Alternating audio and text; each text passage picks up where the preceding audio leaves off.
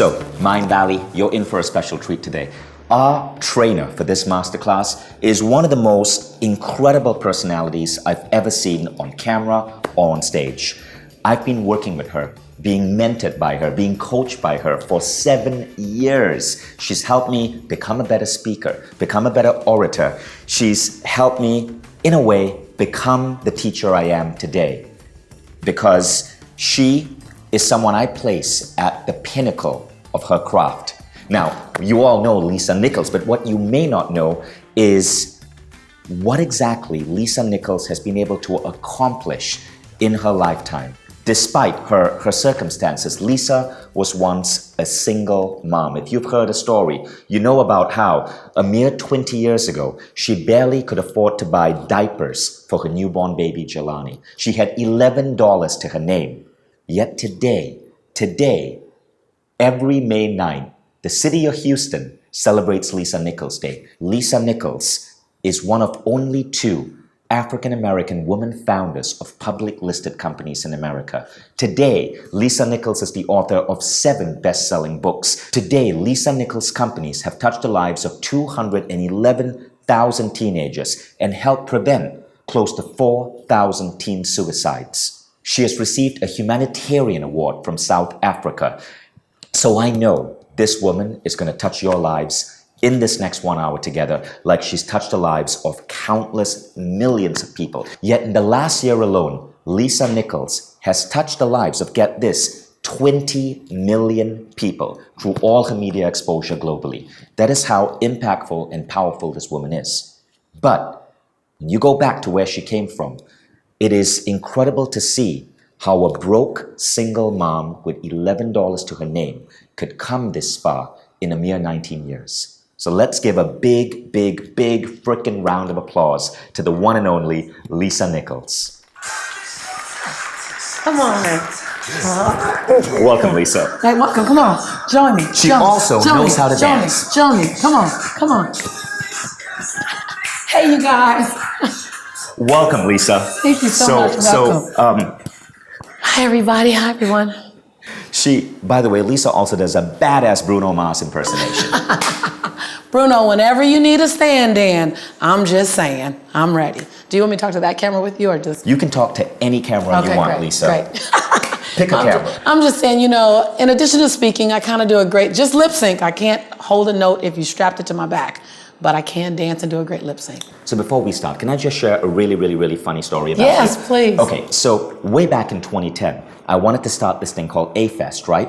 Except that most people had no idea who I was. I didn't know any big speakers, and I happened to be I happened to have a small spot at a conference in, I think it was Calgary, Canada. It was Canada. It was 2010, and Lisa was one of the keynotes. So at the end of your keynote, I remember Lisa had this big VIP reception, and hundreds of people were coming to meet Lisa. And I managed to go up to Lisa, and because I was a speaker, a smaller time speaker, but I asked her if she would join me for lunch. And so me and Lisa went up for lunch, and I said, Lisa. And I gotta say, he had this genuineness about him, and he had a passion, and he just stood out. You just stood out amongst everyone.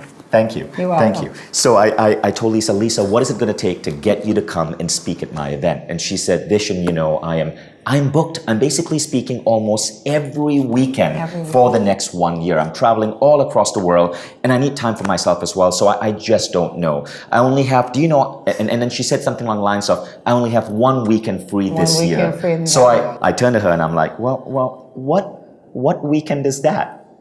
And she goes, you serious? And I go, yeah, what weekend is that? And she opens a calendar and she goes, it's December 11th. That's the only weekend I have free.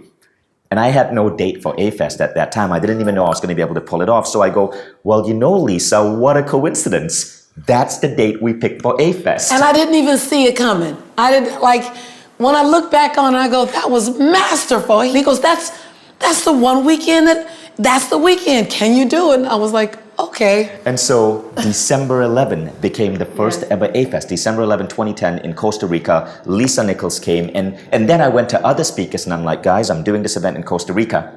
Lisa Nichols had only 1 weekend free, and she chose to speak at Costa Rica at A-Fest. And then I got Chip Conley, the hotelier. I got Sri Kumar Rao, the MBA MBA great professor. lineup. I got all of these other speakers to come, and A-Fest was born. thank you for having December 11th free You're in welcome. 2010. It was, when I look back on it, it was one of the best decisions. I believe that there are no accidents, there are divine appointments when something like that happens. Synergies come together and magical things happen. It's been years and years later. I've watched you have 2 children. You've watched my son grow up. You watched my career explode to the next level. I watched A-Fest become one of the most in demand talked about events globally. So it was a good December 11th. And you know what happened from that? Lisa has since spoken at every single A-Fest. She has not missed one. That's 12 A-Fests in something like 9 different countries over the last 7 years. Yes. She's not missed one. And because she's such a masterful speaker, in half of those, I invited her to close the event with her brilliance. Yes. And today, you're going to get a glimpse of that brilliance. You're going to learn the secret sauce that makes Lisa such an insanely powerful woman, that gives her the fuel to touch the world in such remarkable ways. From saving teenage lives to setting up a public company to writing best-selling books. But guys, all of it, if you have to pinpoint Lisa's core skill, it's the ability to move people with a story, to make an audience fall madly in love with her. And this is what we're going to be going deep into in this masterclass. You're going to go behind the black curtain. You're going to learn what Lisa does, and you're going to gain some skills that you can instantly apply in your life. Yes. What I love about what we're about to do together is that while it's my gift, it can be anyone's skill set. And as a gift, I had to even hone the skill and become conscious. You've done so many things unconsciously on stage that the moment I brought it from your unconscious to your conscious, you just became more intentional about it. So what I love about this is that some of these techniques as a communicator, you may already be doing, some may be totally new to you. But when you bring it from your unconscious to your conscious, now you get to use your powers, use your superpowers with intention. So I'm excited about this. And what's masterful about Lisa is that she's consciously competent. Look, I'm sure if you go back and you ask Martin Luther King or John F. Kennedy, what made you such a great orator? They probably can't articulate it in terms of a framework. They are amazing speakers. That's called unconscious competence. Now, what's unique about Lisa is she's consciously competent. She's a great speaker, but she can break it down into a 30-step framework. And she can teach that framework, and she can create other great speakers. How many world-class speakers have you trained thus far? Wow. We're probably well over 420 at the world-class level. We've up-leveled several thousand speakers that would rate themselves at a 2 or 3 when they came into on our campus. And by the time we finished training them, whether it was virtually or live, they then ranked themselves at an 8 or 9, or more importantly, their audiences were rating them at a 2. And they're getting speaking gigs, and they're getting books published, and they're building 6-figure careers. And they're transforming their companies. And their families. And what's unique about Lisa is she's one of the highest paid trainers in the world for creating speakers. Doctors, lawyers, entrepreneurs go to her. Stop it. Wait, I gotta share this. They join her global leadership program. I think the fee for that is $47,000 a year. It's a PhD level entrepreneurship course for people who want to elevate their brand on every modality. And we know that the core of that is owning and harnessing and using your message. And so we're in our 7th cycle of global leaders. So we've run a number of people through the program. We have graduates, multiple graduates have been with us for 6-7 years. And it's an investment. It's almost $50,000, and we know the ROI. We know what we deliver. We're very comfortable. And some of these people have gone on and they've tripled or quadrupled their multi-million-dollar businesses. We have a couple of people with because of the power of their voice. We have a few people who have 10x, literally 10x their income in the last 5. And it's taken them 5 years, but I'll take 5 years to 10x my income. Then everyone else on average, they're between 3x and 5x over the course of 2 years. And that's what makes this woman unique. So one of our missions here at Mindvalley is to produce in every category we go to the world's greatest singular program in that category. If we go in weight loss, it's going to be the world's greatest weight loss program. If we go in public speaking, it's going to be the world's greatest public speaking program. And when I was trying to identify, over the last couple of years, the singular greatest teacher of public speaking, I believe it's this woman. The singular greatest teacher of public speaking on the planet.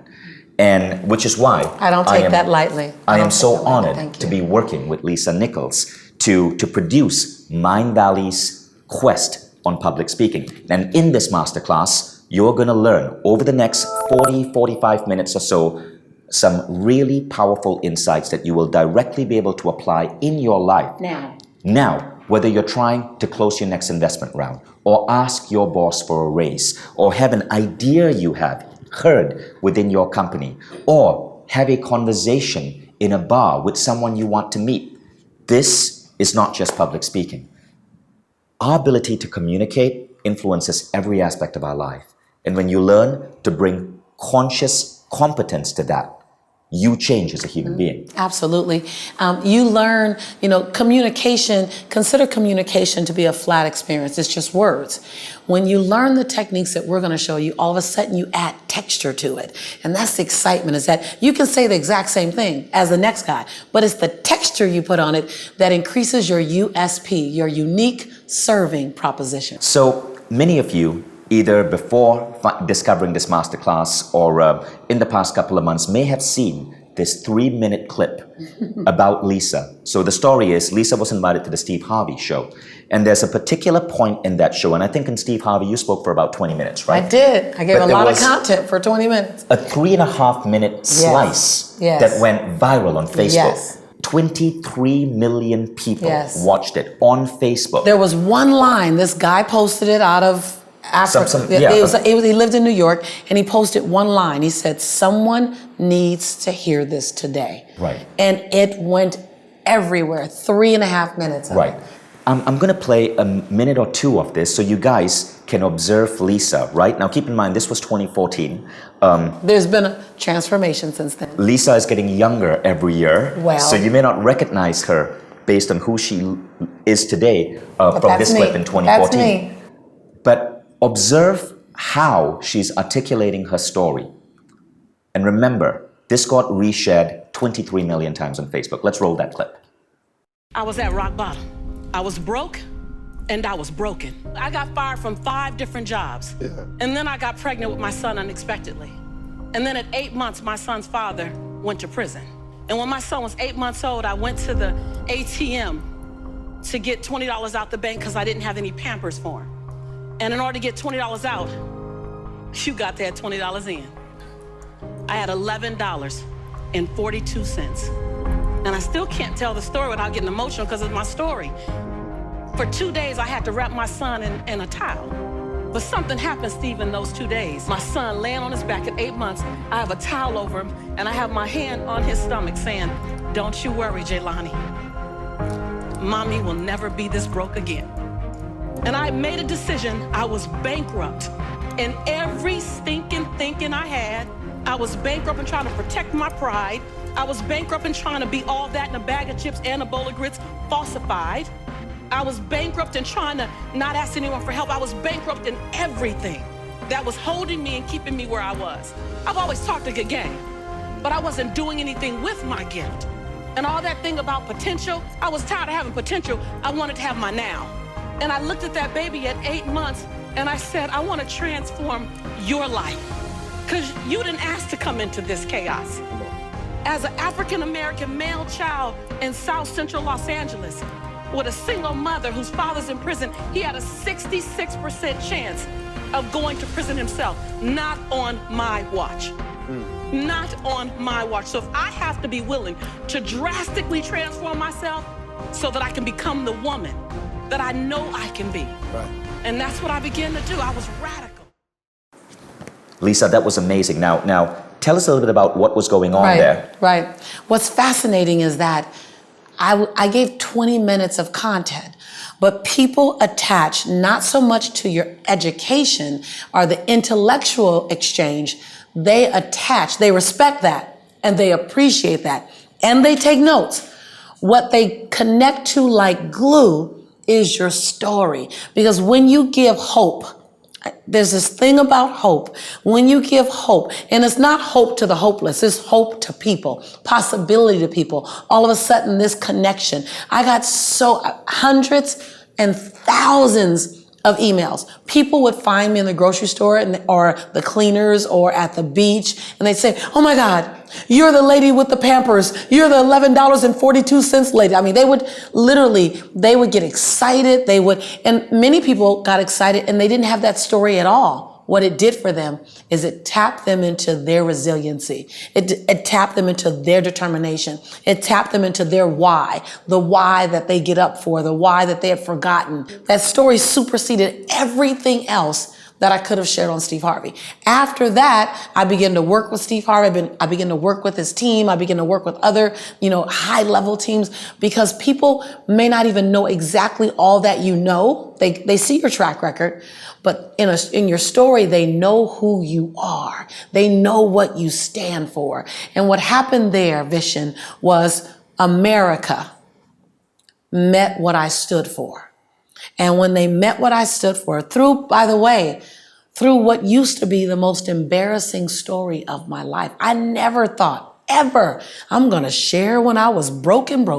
I'm going to share when I couldn't put Pampers. As a parent, you're a parent. As a parent, all you want to do is give your children safety. You want to give them shelter. You want to give them food. And you want to give them inspiration to be good human beings. I couldn't feed my son nor put Pampers on him. So I didn't want to necessarily share this story. But I knew that if I was going to inspire people to get back up again, I first had to share with them when I was knocked down. And that's the only reason why I shared it. I didn't share the story to go viral. I had no idea it would go viral. As a matter of fact, when I went back to the green room, I was sitting in the green room like, oh man, there you go again, sharing those stories, sharing a deep story, knowing how powerful it could be. But knowing how powerful it could be, it doesn't change the fact that you get a little nervous. It doesn't change the fact that you're giving up something. And that day I gave up something, and I went back to the green room, braced myself for a moment, calmed myself down, because I realized I'd served up something to America. And then all of a sudden the wave came in. I call it the tsunami wave. And it was the wave of, we love you, we appreciate you, we choose you, oh my God. But it was the same thing that happened in The Secret. So you talk about having this conscious competence, and I have the pleasure of studying Dr. Martin Luther King and studying Kennedy and studying Nelson Mandela. So I looked at the pattern of what were they doing. They were always taking you into their lives through a story, inspiring you, then sharing with you, inspiring you, then giving you a story, inspiring. They follow this formula. If you study great orators, they have a formula. I don't think they were conscious about their formula, but they have a formula. I studied ministers, and ministers would go so far, and then they take you into a story, and you just see the backs of everyone listening straighten up. So when I was in The Secret, I was sharing, and then I went into a story. And then The Secret was The Secret Tsunami as well, that I was one of the most requested speakers in The Secret.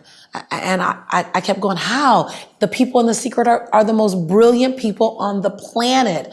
And while they got a lot of accolades, my life transformed. But people kept saying, I can connect to your story. I connected to your story. And so the same thing in The Secret, the same thing on Oprah, the same thing on Steve Harvey. I think the smartest thing we can do is recognize patterns and then become conscious about the pattern. So let's unwrap that. Yes. And let's share with you guys the patterns that you can emulate right now. So I'm super, super excited to share this with you, because this is taking you behind the black curtain. I'm going to fire off. I was going to sound like I'm talking fast, because I am. I'm going to fire off as much as I can to you in around 40, 45 minutes. And there's much more, but this at least will get you started. Matter of fact, just applying what I'm going to share you here alone will elevate you above probably anyone else that's speaking on a stage next to you, or at a classroom, or at a board meeting, wherever you might be. It'll elevate you. And I'm not saying that from a place of competition. I'm saying that from a place of USP, unique serving proposition, being very visual for the world to see. Stories are powerful. Stories allow your listener, your audience of one or audience of 1,000, it allows them to see you. Think of it like this. When you're taking someone on an intellectual journey and you want to get them from A to Z, look at it as if you're building a building. And all the bricks in the building, that's the content. That's the education. That's what the people need to know to get them to the goal, right? Well, think of the story as a cement in between the bricks that sticks the bricks together. Cement, that's your story. Your stories stick everything else together. It makes everything else matter. The story is what allows the listener to have context, to have flavor, to have texture to your content. So do you need the story to make the content valid? Not at all. But you need the story to become one of the most memorable speakers out there, or you need the story to become unforgettable. You need the story to allow your audience to fall madly in love with you. Now, to tell a great story, you need to have several things occurring. One, you need to take your audience to a time and a place. Be specific in a time and a place. 1994 and 1997 and 2010. Take them to a time and place and then paint the picture of where they are, what's happening. Think of it as a movie. When you go to watch a movie, the first 10 seconds of a movie, they show you the time of year. Is it spring? Is it summer? Is it winter? They show you where in the world are you? Are you in Slovenia? Are you in Norway? Are you in New York? Are you in Los Angeles? Are you in Hollywood? They let you know where you are the first 10 seconds. So when you're telling a story, bring me into the story and let me know where you are. Why? Because when you give me a picture into your life, I give you a part of me.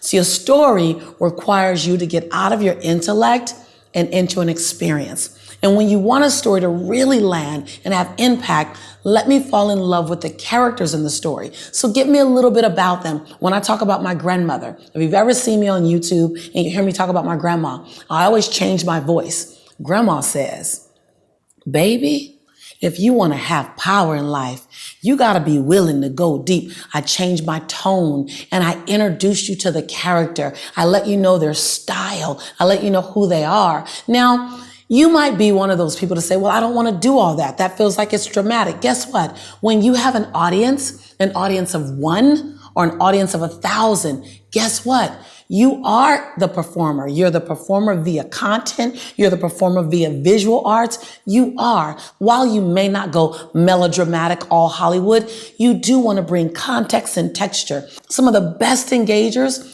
are the best engagers because they're profound storytellers. You can listen to them tell stories all day long. You know, Lisa, that's so intriguing because I've seen you speak maybe 10 or 15 times.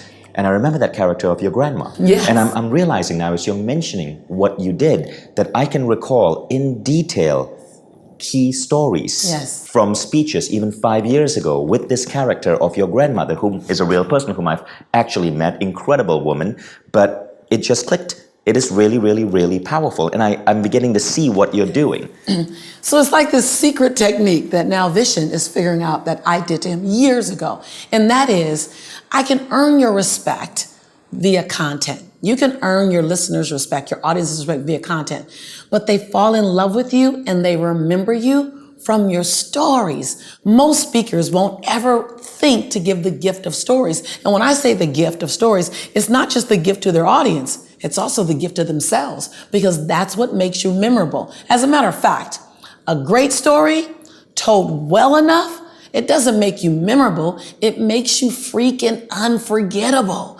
And you want to be unforgettable, especially in this crowded world of online, social media, brand building, entrepreneur. You want to be the one that people remember. And just like you remember my grandmother, people will remember you through your stories. They'll follow you because of your stories. They'll respect you because of your intellect. How about you have both? How about you get people to follow you, love you, respect you, and have loyalty from you, and tell a friend or two about you? That will only occur when you share with them not only what you know, but also your stories, because your stories share with them who you really are. It gives context and texture.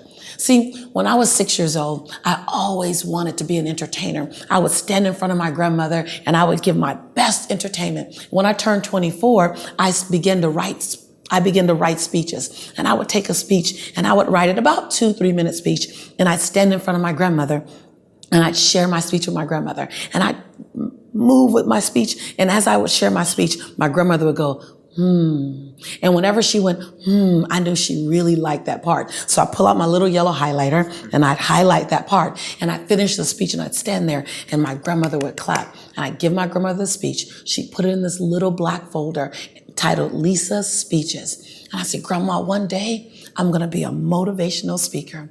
And my grandmother, I would go back to my grandmother's house about a month later and I'd read another speech to her, and she'd go, whenever she heard something she liked, and I'd highlight that part, and then I'd give her to her. She'd put it in the folder. Every month, I'd go to my grandmother's house, I'd deliver the speech, she'd go, I'd highlight, she'd put it in the folder. Month after month, I'd speak, she'd, I'd highlight, we put it in the folder. Then after like 9 months of doing this, she said, baby, now what is it that you said you wanted to be? Because she had never heard of a motivational speaker before.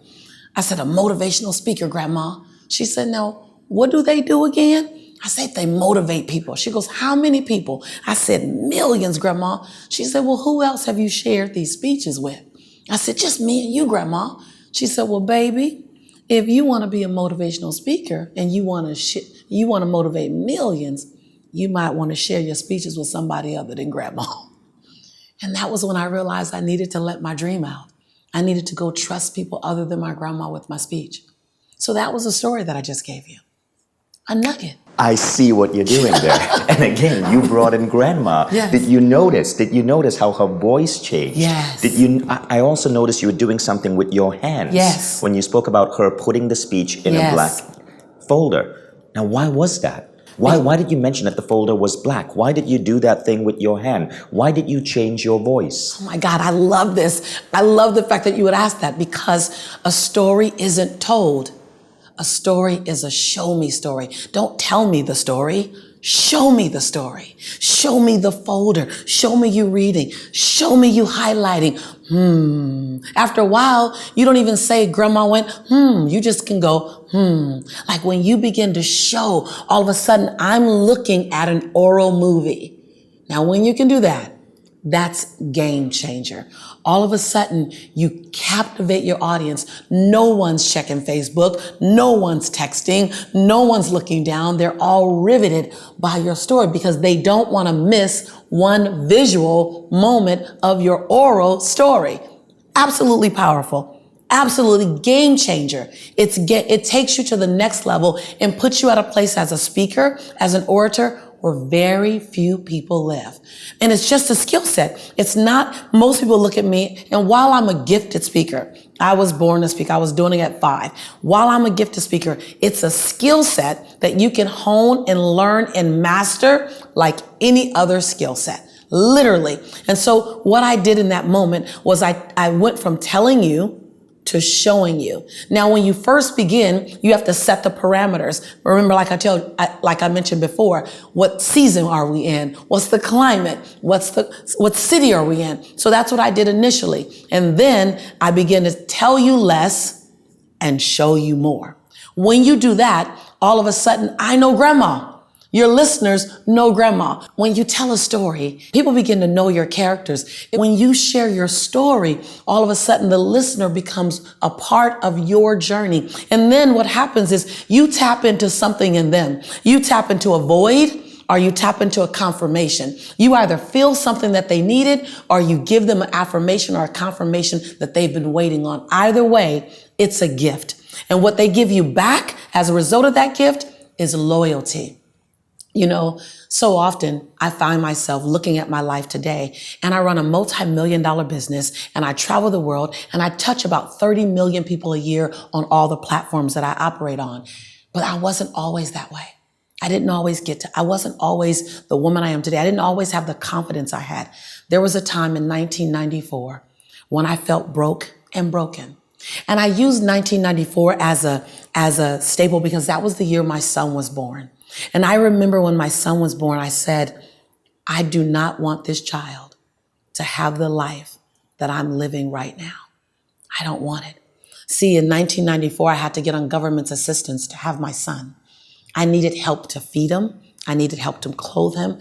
I wasn't able to take care of him. I had been productive, but somewhere along the line, I hit a wall. I don't even know when I hit the wall. I don't know when I stopped driving and thriving and just start surviving. And because I was pretty smart, I can get by playing at 50%. I don't know if you know about that, but I can get by. And I had played at 50% so long that 50% had become my 100%. And in 1995, my son was about 8 months old, and I ran out of Pampers. And I hit rock bottom because I couldn't even buy him Pampers. And I tell this story often because, not for lack of other stories, but because I finally felt what rock bottom felt like. And I don't know if you've ever been here, but when I hit rock bottom and I could literally I felt like I could feel the ground on my back. 2 things happened. 1, I said, never here again. And 2, I wasn't afraid of what can happen to me from that point. All I could do was get up.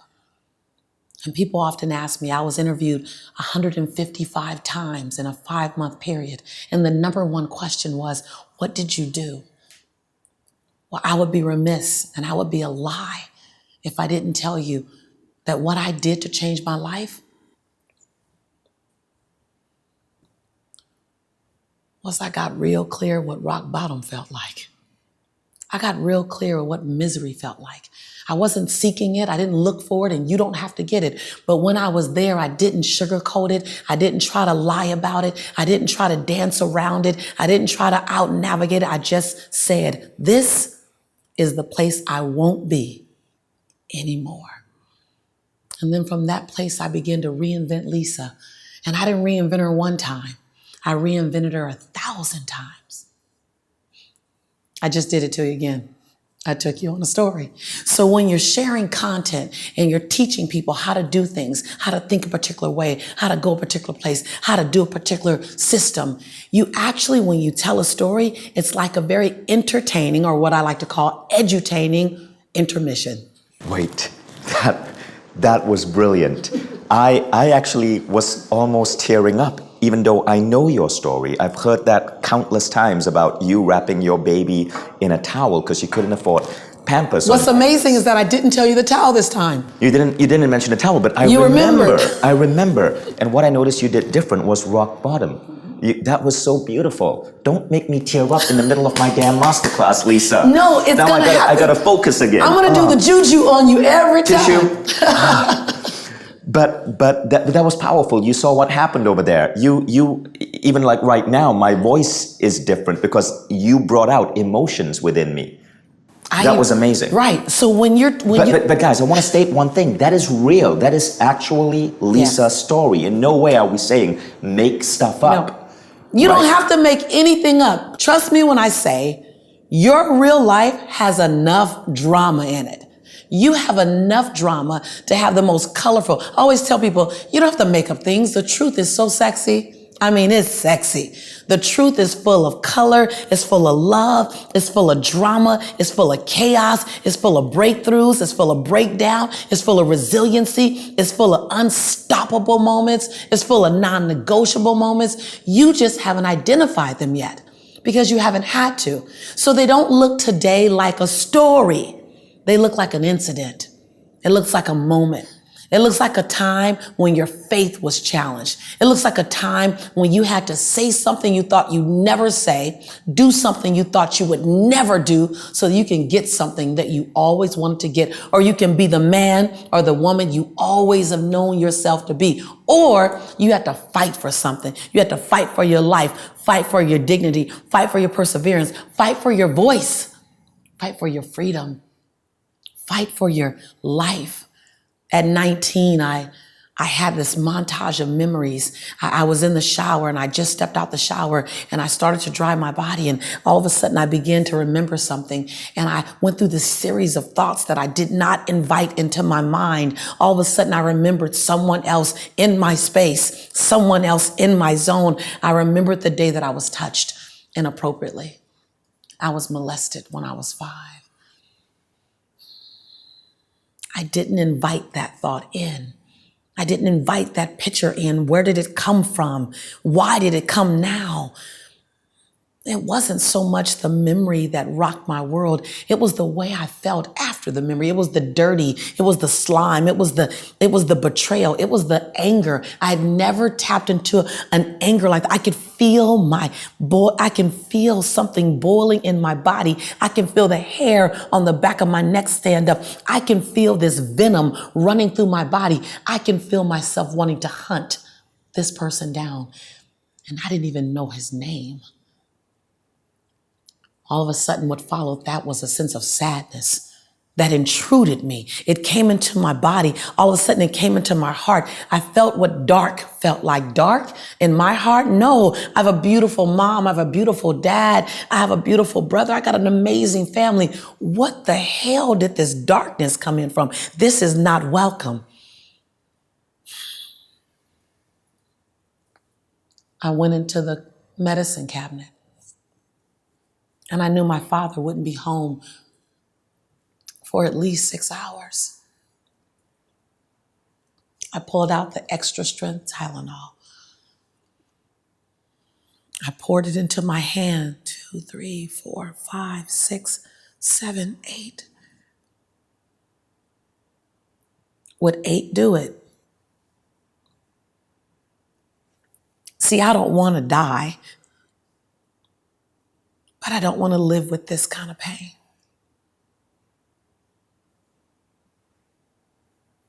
I wasn't sure if 8 would do it. So I got on my knees instead and I cried out to God, God, please, please, if you take this pain away from me, if you bring me back into the light, I'll spend a lifetime helping other people find their light. I promise. I promise. And that was the beginning of this journey called a transformational speaker. True story. Just not told very often until today. Okay, now I need a tissue. Me too. I never knew that about you. I never knew that Tylenol story. I don't share it. So storytelling, you have to be willing to allow people to go into a place that you don't normally let people go into, because when you do, there's a sense of loyalty that they then have for you. Triff, could we get tissues, please? Thank you, Matt. Matt's been waiting. Yes. Could I get one too? So guys, you see how powerful the storytelling can be. And maybe you felt it too. I know even being the host of this masterclass, I could feel those emotions running through me when Lisa told that story. Amazing stuff. No matter who you're talking to, if you're talking to a group of businessmen, you're talking to investors, thank you. You're talking to, thank you. It doesn't matter. See, it doesn't, no matter what title people have, before they're an investor, before they're a prospective client, before they're a reader of your book, before they're a man and a woman. And when you give them the gift of a corner of you, and I can go full range, so I don't want to scare you with the depth of the story I chose. I've been doing this for a while. I've mastered the ability to take you in, take you deep, pull you back out. You want to layer this. So let your first stories be stories that aren't necessarily safe, because why play safe when you can play powerful? I may teach you how to do a lot of things, but I won't teach you how to play safe. I'm not interested in you playing safe. I'm interested in you in evoking emotion, pulling up the heart, opening up the space and letting people in. Because in this day of snail mail, Twitter mail, text mail, email, Facebook, Instagram, LinkedIn, in this day of being connected to everyone, we tend to be connected to no one until you allow someone in through a story. I wanted to add a point here that I think is very important for the audience to remember. And you wanted to let me breathe. Yes. Yes, thank you. So I want to share a thought with you here in the audience. Often it's what happens to us in the darkness that help push us into the light so we can let our light shine. Amir Ahmad Nasser, who's another person I've interviewed here on Mindvalley, he's the author of a series of books. He's an activist from Sudan. And he shared a really interesting insight with me, right? So he helps entrepreneurs find their voice. He helps businesses figure out the story on why a business does what it does. And Amir said that a lot of us go through dark moments. We go through abuse. We may go through depression. We may be, in your words, broke and broken. But he says sometimes those moments, even though they were painful, even though they at that time we were not sure how we were going to overcome them, those moments are often gifts from heaven to wake us up to what we are meant to do in the world. Those moments cause us to ask ourselves a question: how can I make sure my son or my daughter never has to go through that again? Right. And those moments point us towards our great work or our great business or our mission in life. I call those gifts that came wrapped in sandpaper. I put that in my book. The gifts that came wrapped in sandpaper. And if you, here in the audience, if you think about those moments, they may be painful, but there's something that we can learn from them. I know my moments. I wrote about it in my book when I was broke and broken and I was sleeping on a couch. Yes. When I had lost my startup and lost all my money. And the only job I could get in Silicon Valley was dialing for dollars because the dot-com bubble had burst. And you had to rename yourself. You called yourself Vincent. Right, because I had to call myself Vincent Lakiani so that guys on the phone whom I was selling software to could pronounce my name. I was broken. Yes. And I discovered meditation as a way to come out of there. Yes. I've shared the story of how in 2003 I had to leave the United States because I ended up on a Muslim watch list. And I decided that when I started my company, Mindvalley, I wanted to make sure that unity, that my daughter, Eve, who is half European, half Indian, and therefore looks Syrian or Afghan, would never ever grow up to be on a Muslim watch list. Right. Those became my stories. Right. And the important thing is these stories don't just become a tool for you to deliver a speech that makes an audience fall in love with you. They become breadcrumbs that lead you to your mission. Absolutely. I realized from being the victim of so much racism, from being on a watch list, that part of my mission was to help bring together people of different cultures. It's why Mindvalley has 40 different nationalities. It's why Mindvalley University or AFES has 50 different countries represented. Now, you just did the best segue ever to the next piece of information that really talks about what do you need to do to have an audience fall madly in love with you, while a huge part of that is story, huge part. But what you just said, what you just said just made so clear is that stories and your entire message has to be fueled by your conviction. If you want to know what makes you a game-changing presenter, what makes you a game-changing speaker, whether you're speaking to one or a boardroom of 5 or in front of 50 or in front of 5,000, is have a conviction. Be willing to stand for something. Be willing to stand on a conviction. My grandmother says that, baby, your conviction and your convenience won't ever live on the same block. And most people won't hold on to a conviction because they don't want to be inconvenienced. They don't want the chance of someone having an opinion that differs from them, at the chance that the person in the third row might not like their conviction. See, when you're not willing to stand for something, Dr. Martin Luther King says this: if you won't stand for something, you'll fall for anything. What do you stand for? What's your conviction? How do you want to use your voice? You've been given the gift of voice. How will you use it? What are you going to change? And this is a bold question, but what are you going to impact, infect, or change because you were born? What are you going to influence because you're here? Every time you open your mouth, though you may not be on your charge, you may just be hanging out, still inside every space, who you are, my grandmother says, who you be. And I know that's not grammatically correct, but when my grandmother says who you be, that means what you do when you're not talking, what you say when you're not speaking, what's the cause that pours from your skin, that when you sweat, your conviction comes out of your skin. What is that thing? What do you stand for? What I stand for is melting walls and building bridges. What I stand for is people owning their voice, even if it's just a whisper right now. Own your whisper until it gets stronger. And then stand for that thing that matters for you. And you don't have to stand for it like Nelson Mandela or Mahatma Gandhi or Martin Luther King or Cesar Chavez. You don't have to stand for it like that, but stand for it the way you would stand for it. You don't have to do it the way Vishen would do it or the way I'm doing it. There's no measure to it. There's no measure to the value you bring to the world. One of the most important people on the planet that you may not ever meet is my grandmother, because in her quiet time, she pours into me. She doesn't have to do anything else. And so don't measure. Benjamin Franklin says that comparison is and will always be the thief of all joy. Don't measure your conviction to someone else's conviction. But if you want to be memorable, you want to be unforgettable, you want people to fall madly in love with you, make a stand. Because at the very least, they'll admire you. They may not agree with your stand. I appreciate people. Even if I don't agree with them, I appreciate that they know their stand.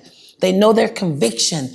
So when you want to make an impression as a speaker, as an orator, as a businesswoman, as a mother, as a father, as a friend, live inside your conviction and then gift your conviction to us. Allow us to see it. No. More importantly, allow us to feel it. I don't want to just hear about your conviction. I want to feel it. I want it to be palatable. I want the tingles in my finger to occur because you just start speaking. I want the tingles in my finger to occur because I saw the way you love the perceivingly unlovable, the way you were willing to forgive the perceivingly unforgivable.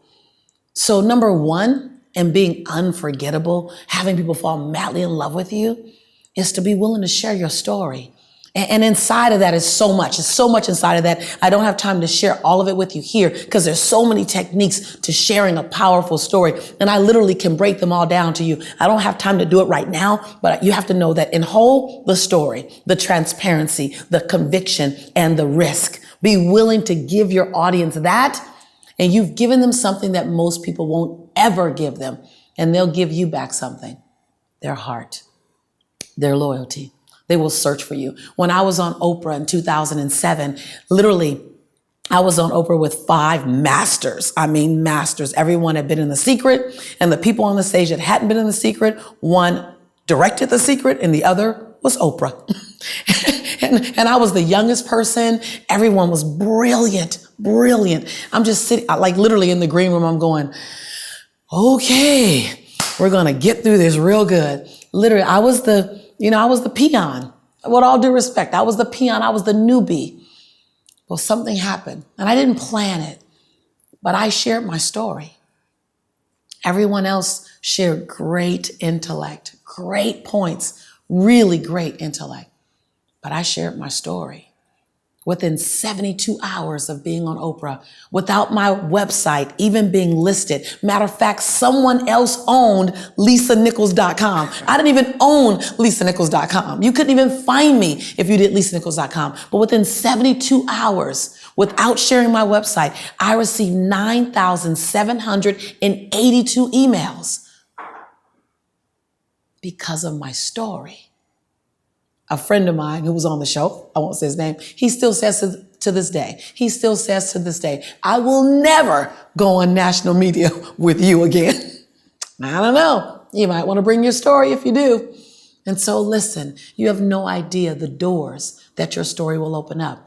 Now, I know, especially after watching this webinar, especially after watching this show, that you feel like stories are a big risk. They take you into a private place. Or you think you have to have a dark part in your life in order to tell a story. Well, Lisa, Vision, I didn't have that. I didn't sleep on a couch. I didn't have to wrap my child in a towel. So can I tell my story? Yes. Yes. Tell a time in your life when you had doubt. It could be doubt about passing a test, because when you share a time that you had doubt, everyone listening taps into their doubt.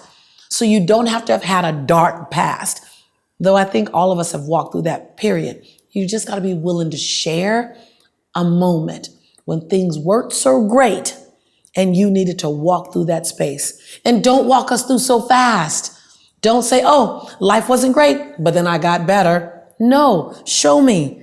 1, 2, 3, 4, 5, 6, 7. Show me the 8 pills in your hand, or whatever your story is. Here's what I know. What I know is that an audience of 1 or an audience of 1,000, they're looking for connection. And when you're speaking to 500 people, you're not speaking to 500 people. When you're speaking to 40 people, you're not speaking to 40 people. When you're speaking to 10 people, you're not speaking to 10 people. You're speaking to one person and 10 chairs. You're speaking to one person and 500 chairs. And that person came to be inspired. I don't care what the topic is. They came to be inspired. And inspiration comes through content, but that's more so information.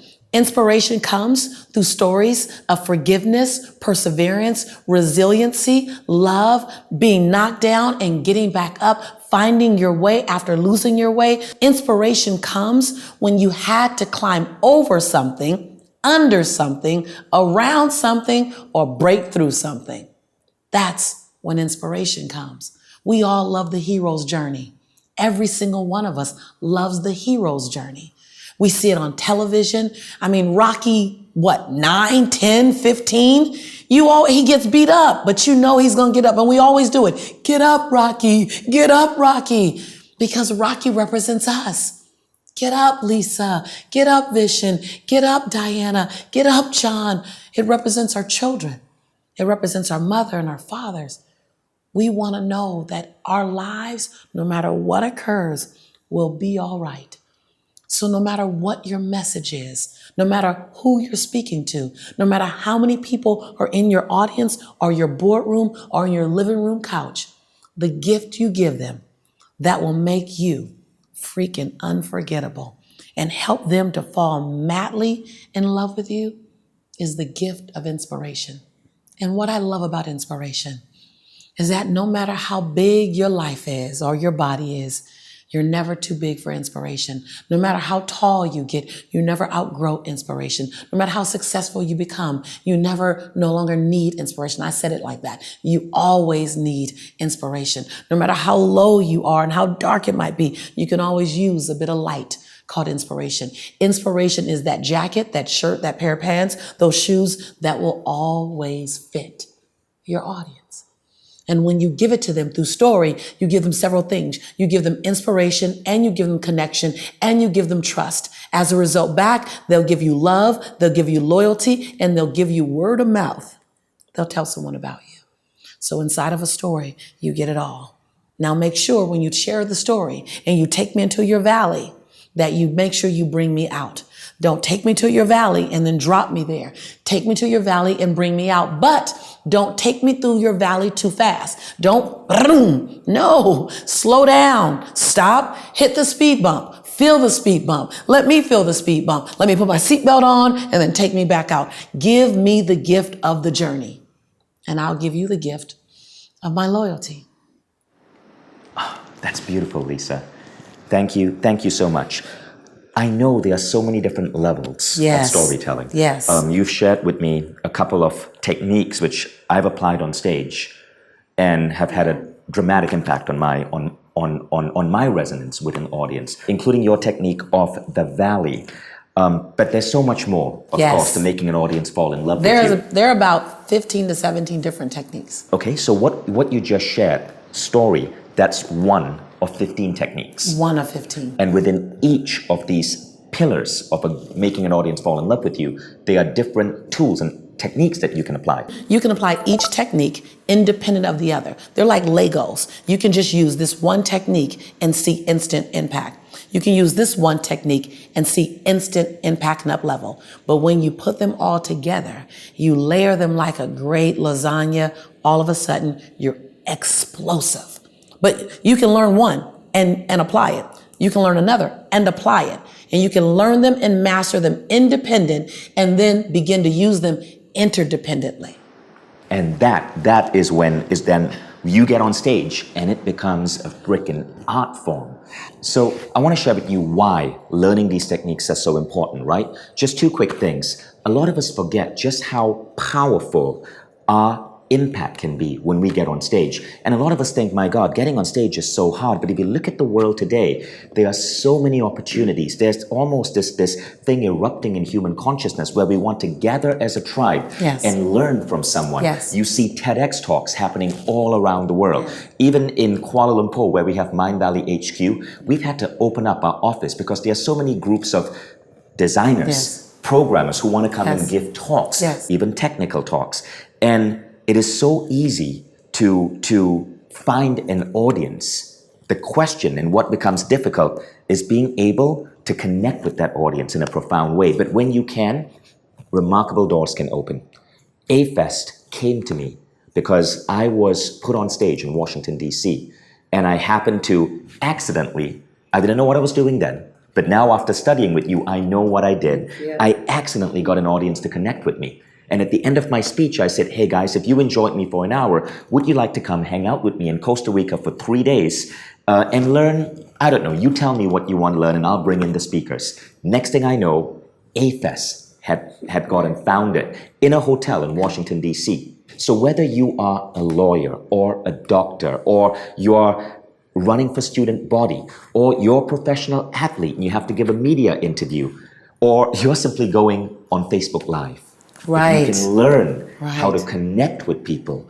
You are adding rocket fuel to your career. You're adding these super boosters to that spaceship of you, which is about to take off. And that's why this program that we're creating with Lisa is really, really, really interesting. I didn't do this. I didn't want to work with Lisa Nichols initially because I wanted Mindvalley to produce the world's #1 public speaking program. I wanted to work with Lisa Nichols because I could see how getting on stage could magnify my impact in the world. One to many. Right, one to many. And I wanted to be able to fine-tune that as best as I could, right? But something funny happened, Lisa. And so a little backstory. I've been getting tips and advice from Lisa for almost 7 years now. Lisa has never missed an A-Fest. And so every A-Fest, I'll learn a little nugget from her and I'll fine-tune my abilities on stage. But as you know, in Mindvalley, we have this goal-setting methodology, right, called the 3 most important questions. A lot of you guys have done the 3 most important questions. And every new hire who joins Mindvalley does their 3 most important questions. So I was going through several hundred 3MIQs, as we call them, looking at all my employees and the experiences they want, their bucket list for experiences, for growth, for contribution, and I noticed a pattern. The pattern was one of the singularly most common things that people wanted was to be a public speaker. I would see phrases such as, I want to experience giving a TEDx talk, or I want to speak in front of 1,000 people, or I want to have the confidence to stand on stage and deliver a speech, or I want to have a massive following on Facebook or Instagram, right? All of these had to do with speaking. And so I thought, how can I help serve my tribe by teaching them public speaking? And I knew you were the best teacher out there. But then I thought, well, we're going to work with Lisa. Why don't we do something bigger? Why don't we create the world's #1 course on owning the stage, the world's #1 course to transform people into public speaking? And so over the last 2 years, we've been brainstorming with Lisa. We've been putting these ideas together. Now, Lisa, you spoke about lasagna, right? And that analogy. Here's what makes this really interesting. The program that we're putting together, to make it the world's #1 public speaking course, we had to rethink how online learning works. You're not going to sit down and try to digest all this information over 8 hours. Rather, you're going to join a quest, a really interesting interactive quest with almost 2,000 students globally from 50 countries starting together and being coached by Lisa. It's going to start on day one, and all the information, by the way, is below this video. You can see the information on the quest, the start date, the enrollment information, but everyone starts together on day one. And every day, for no more than 20 minutes, on your smartphone or your tablet or your computer, on your Mindvalley account, Lisa will come on and teach you one specific layer. Then you'll practice. You'll go into the community that day and record a little video of yourself or watch someone else's video and critique them. And it takes a little bit of guts to do that, but ease your way into it. But every single day for 30 days, what's going to happen is we're going to teach you one technique and one technique and one technique and one technique. And these pillars are going to line up and you're going to go deep. You're not just going to learn about the concept of storytelling. You're going to learn specific techniques to really be a masterful storyteller. And what you're going to find is this. No, we're not just preparing you to get on stage and rock it. We're preparing you to be a better CEO, to be a better doctor, to be a better lover, to be a better kindergarten teacher, to be a better nurse, to be a better engineer. Because no matter what you're doing in the world today, you are going to have to communicate with people. You're going to have to make your ideas heard. And what you are gaining over here is a massive boost to your entire presence as a human being, because once you learn these skills, everything changes. So what you have is one of the world's greatest teachers. And here are a couple of other additional really cool stories from students. In our last batch of Speak and Inspire, we had some 2,500 students take the journey together, and it was amazing to hear what this did for people.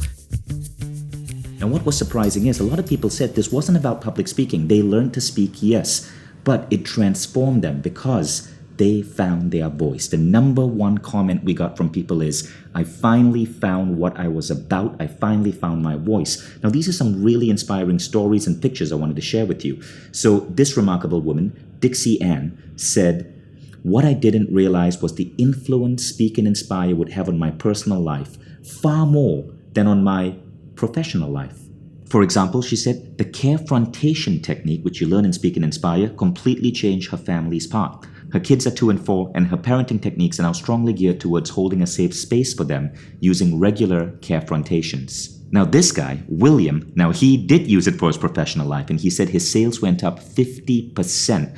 Also brought in the biggest sales amount till date that no one has ever achieved. And one day he was hosting a training program for his company, and in a brief 10 minutes of emceeing, someone said, William, you are a powerful speaker. And in fact, he was so good, the next round of training, he was asked to be the main speaker. I want you to keep in mind that one of the greatest things about Speak and Inspire is the supporting tribe. For example, Becky said, the tribe is a powerful component, helped us create a safe space where we could be open and share ourselves. Now, Judith used this on a PowerPoint. Now, this was a PowerPoint artist talk, and it got 2,000 views, which she said in her world is astonishing. So you see, it's not just about public speaking. As If here says, it's about expressing yourself in every situation, and in her words, slowly I am becoming unstoppable. Now this woman, Teresa, she was so good in the tribe. She was posting and sharing her videos even while having a chest infection, and she said she was then asked to give a public presentation at work, and the clinical lead was so seriously impressed at the way she could control the room. But I want you to know that it's not all going to be easy. Joanne here said, what I really loved about Speak and Inspire was the daily homework, which we had to share on the Facebook page. Now, it's not daily homework. You don't have to share every single day, but expect that you'll be sharing a few videos of yourself speaking directly into your iPhone and getting feedback on that. And you don't have to, but I know that if you do, and if you do this homework, you're going to improve so much more because the tribe is so supportive. Super exciting when I look at all the people. Like, I've run into hundreds of thousands of people in Croatia, Slovenia, and South Africa, and the Caribbeans and the British Virgin Islands. And you're right, just like the Mindvalley team, they say, I want to harness my speaking ability. And these people are doctors, they're counselors, they're parents. They're not people who want to be staged. You don't have to want to be a platform speaker. Like, this is platform speaking. But speaking is required by in everything you do. And what I love about this course is that I teach you things like how to master the art of enrollment. if you're a parent, you just want to master the art of enrollment, right? If you have a husband or a wife, you want to master the art of enrollment. How to own your voice. See, so many times we haven't really owned our voice yet. And then understand how to speak to inspire, not to impress. How to take people into a valley and bring them back out into a light. Like I love when we created this course, when I created this course and the content in it, I thought what could take someone the furthest no matter what. No matter what business they were in, no matter where they lived in the world, no matter their culture, no matter their religion, what can help take them the furthest? And what I really appreciate about this course is a lot of it I taught from what I needed. What I needed as a woman, what I needed as a daughter. How did I need to have conversations with my parents that were uncomfortable, but I didn't know how to have them, which is why I'm really adamant about the part in the course that talks about how to have carefrontation instead of confrontation. Like that to me is relationship saving. Like if you're in a relationship with someone that you love and you want to stay in that relationship, then you better learn carefrontation real fast and replace confrontation with carefrontation. No one teaches that. And you discussed this in the program in one of the I go in days. depth. Right. One of the classes is just focused on how do you replace confrontation with carefrontation. That's worth the price of admission by itself. And then how to have conversations, not performances, so that you come across authentic every single time. Because even though you might feel you're being authentic, if the people that are listening to you don't, then your truth doesn't matter because their perception of you is really their truth. How do you show up as authentic every single time? Like I talked about the things that I struggled with. So I first built on the things that I needed help with because I figure if I needed that help, then you might can use that support. And so I first coach the modules, and not the longest module is 19 minutes and like 42 seconds. Like that's the longest course. So it's tight. It's like a shot of B12. It's a shot of energy. It's a shot of content. And then each day I have you just take off one layer of every day I have you put in one more layer of action, small action. Well, some days it's kind of big. But at the end of 30 days, what I love is that if you choose, and it has to be your choice, if you choose to be active every single day, and if you choose every day, and there's some rest days, there's some days where you have nothing to do but reflect and just kind of marinate on the stuff that we did the day before. But on the days that I give you something to do, if you choose to take action and do the self-work every day for 30 days, there's no way, I say this, there is no way in 30 days that you can be the same person you were at the beginning of the journey. There's no way. This is a complete makeover for yourself. There's in 30 no way. days. There's no way. In 30 days. Because every day, so a couple of important things about Quest. Now, some of you are new to Quest. You're used to traditional old school online learning or universities where you sit for a 1 hour lecture.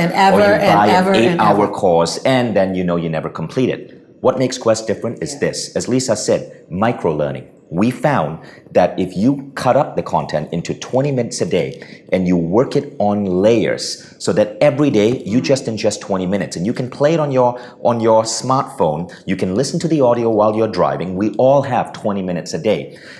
We find that most people are able to get through the entire thing 30 days straight. Yes. 30 days straight, right? And if you miss a day, just, catch up the next day. 20 minutes is easily doable.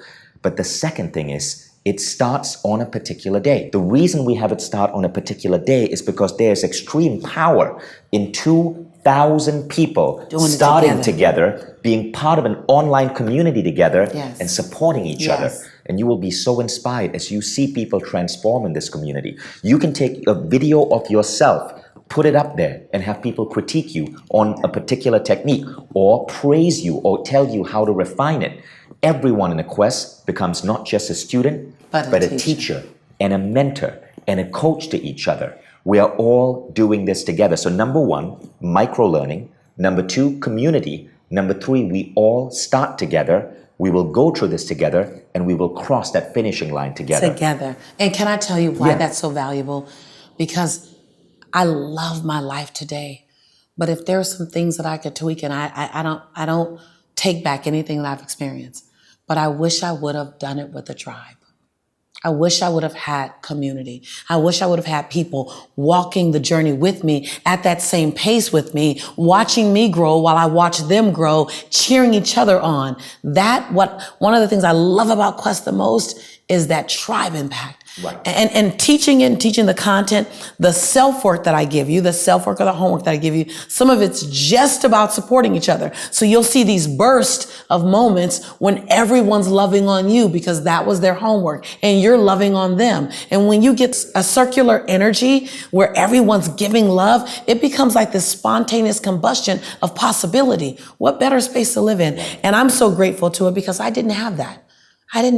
So I love the concept. I love how we've taken our time to put together an experience. Right. And I think you give and you teach and you serve not only from what you want, but also from what you needed. And I needed this. I needed a tribe like this. So I'm grateful. And a great thing about this program is also we layer behavioral change psychology in it. Now, what this means is that in 30 days, you transform. When you take an online course, there's no clear, there's no guarantee that you're going to transform. We zone in, we zone out, we rarely finish it. But this one is layered over 30 days because every day, if you listen to this 20-minute audio and you do the thought process, you start adding new dimensions to yourself. At the end of 30 days, you are a radically new person. And the next time you go to your boss to ask for that raise, the next time you're in a business meeting and you're trying to present your idea, the next time you see someone attractive in a bar and you want to just approach him or her, you're communicating in a radically different way. You see, you think this is about public speaking. It isn't. This is so much more. This is about magnifying your interface with the rest of humanity. It's the ultimate connector. See, the distance between you and everything you want and need is communication. That's the distance between you and everything. All things start with how you communicate. All things end with how you communicate it.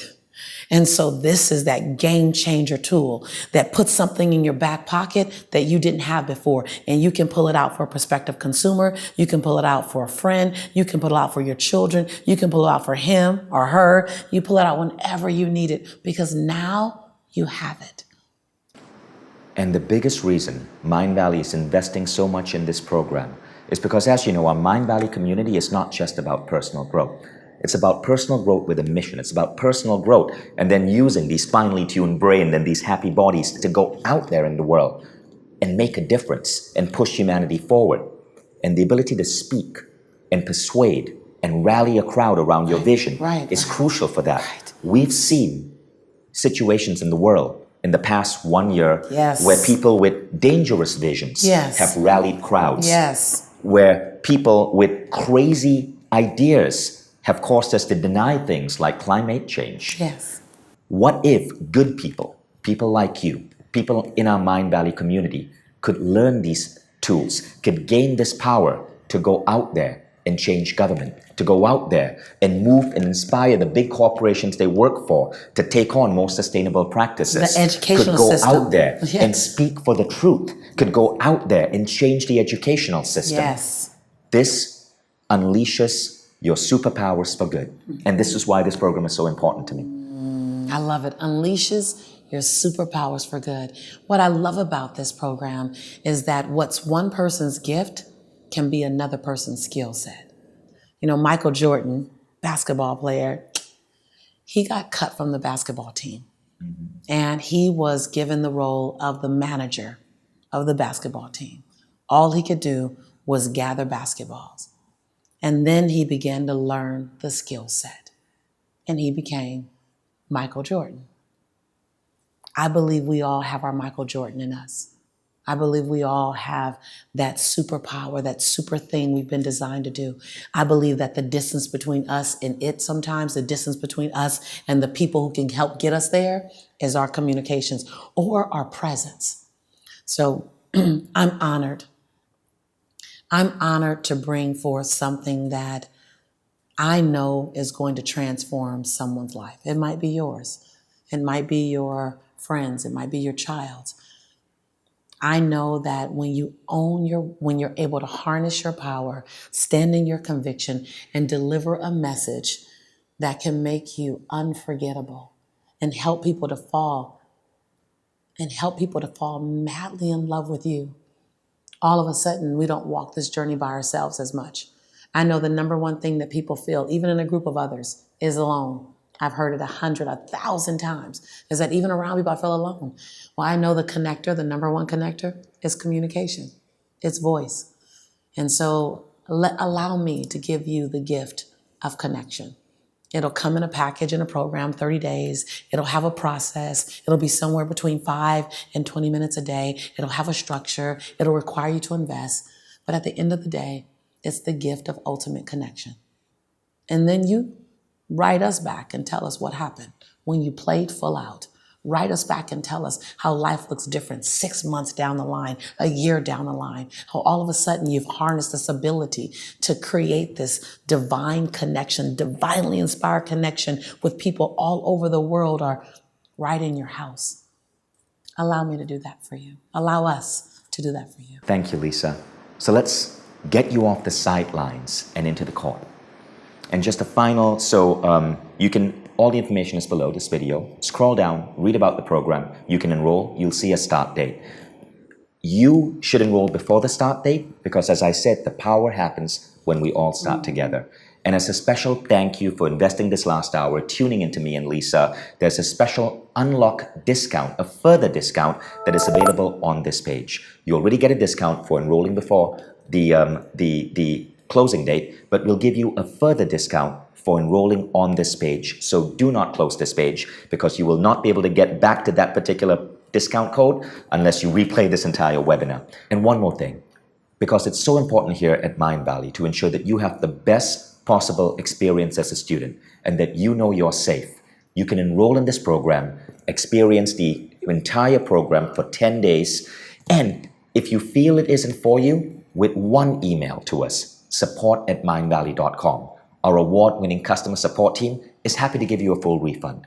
Try it out for 10 days. You have nothing to lose. You don't even have to make up your mind right now. Just try it out for 10 days. And if this program, in any way, you feel this isn't one of the greatest investments you've ever made in yourself, one email, get a full refund.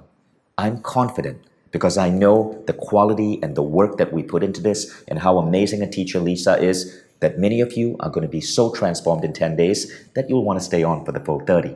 But even if you can't or can't afford to, that's cool. Get a full refund. But try it out. You have nothing to lose, but your entire future to gain. So thank you for enrolling. We look forward to seeing you in this program. So here's what happens next. The quest starts on a specific date. The date is below.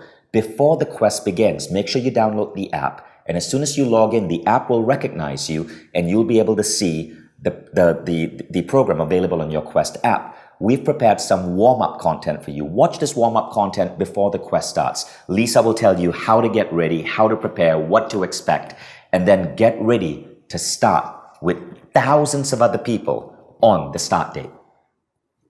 Thank you. Anything to add, Lisa? No, I think that, one of the things I realize is that when you get ready to do something like this, start with what you expect to get out of it. Start with what you want so that you know when you got it. So be bold enough for yourself. Make a list of here's a major win from me, and I guarantee you we'll deliver. Awesome. I'll see you guys there. See you in Quest.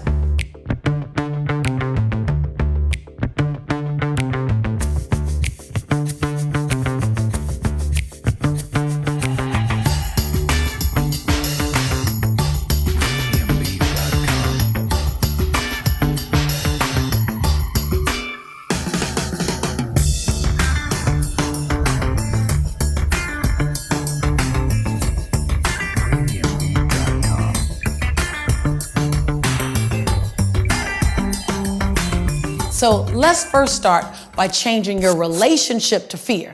Now, this won't change overnight, but what can change right now is your awareness and your understanding about fear. So many people, and yours maybe, current relationship to fear is that fear is bad. And people say, oh, I'm afraid. I need to get more clarity. I'm afraid. And our relationship to fear is that we get to stop until the fear goes away. Well, what if you realized that fear is not the enemy? that fear is the friend. Fear is an emotion like any other feeling. Fear is like compassion. What if you found out that fear had the same power as compassion? That fear is like joy. Fear is like love. If you think about it, you have all these emotions. Fear is just one of them. We simply give fear more power. And we make fear the bad guy. Well, fear is tired of being the bad guy. Fear is not the bad guy. Fear is an emotion like any other emotion.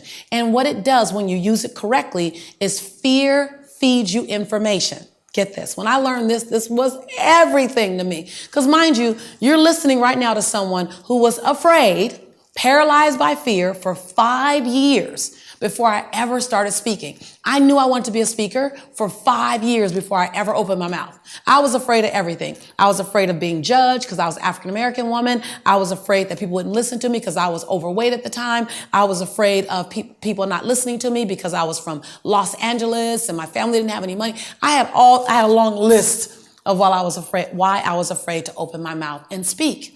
And so fear touches all of us. It's what you do with it that will make the difference in your world. So if you think about fear like this, fear is actually feeding me information. Fear is feeding you information to say, go get more information about that topic so you feel more powerfully, so you dissipate the fear. Fear says, hold on, you might need help. Fear is always talking to you. Fear is slow down. You know when you're afraid something's going too fast? Okay, don't let fear paralyze you, just slow down. Or fear says, hold on, I'm afraid that this opportunity might pass me, so I need to speed up. Fear can also put you in action. Fear can slow you down. Fear can make you do your research. Fear can have you go get a coach. Fear is always feeding you. If you look at fear as an informant, fear is informing you. So don't make fear the enemy. Just ask fear, what do you need? Okay, so I'm feeling afraid. What do I need to dissipate the fear into the nothingness that it always was? Because get this, here's the other thing. Write this down. This is some like banana stuff. When I found this out, this was way cool. Fear is a made up story about something that hasn't even happened yet in the future. You made the story up. Let me give you an example. I know I just dropped a deep one on you. So I'm afraid I'm going to get hurt in a relationship. You haven't gotten hurt. You just made up that story and projected into your future.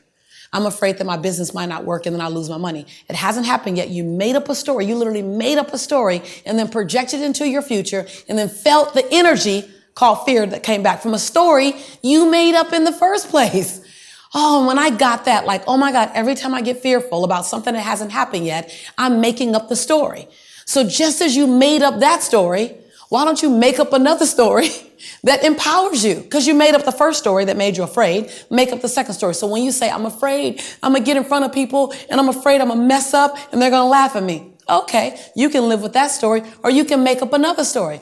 I'm going to be human. I'm going to be normal. I'm going to be amazing. They're going to love me. I won't be a Lisa Nichols. I won't be a Tony Robbins. I won't be a Barack Obama. I won't be a Nelson Mandela, but I'll be me. And they'll accept me for me.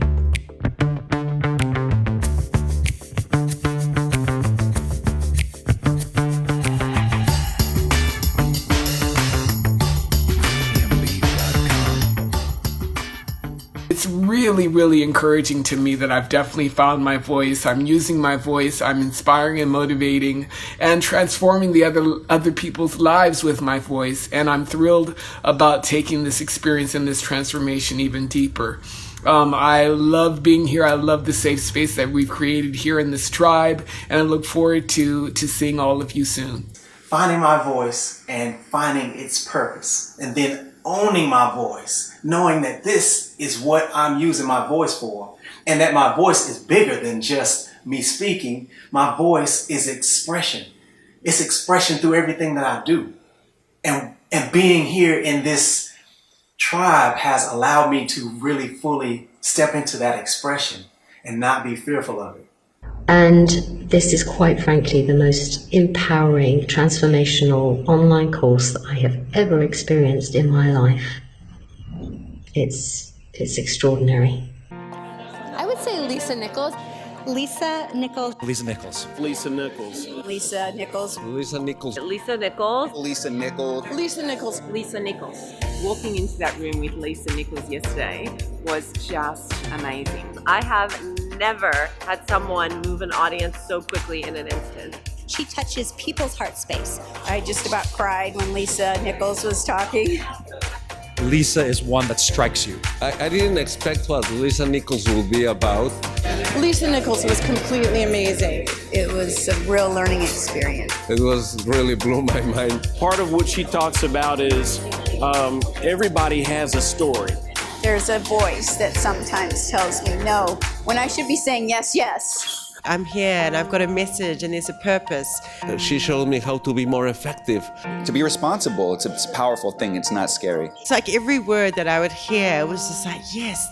It just was profound. But it moved me greater, deeper to take those steps, one step at a time, she said. The more that I listened to her, the more my purpose kept coming and you know, here I am. Lisa's one that changes how you actually think. Like her words came out and everything landed. Lisa Nichols eventually helped me discover the entrepreneur in me. She knows how to get me off the ground. And she's the most dynamic, impactful speaker that I have ever heard. I think the best in the world. But it really is heartfelt what she comes at. She's just like amazing. She had a huge impact on me. It's helped me in like all areas of my life. Personally, it's also given me an opportunity to be a better communicator. I was able to start really speaking from this place of vulnerability. Thanks, Vision, because what Lisa into my life, I actually think that that's a great thing. I found my personal coach right there.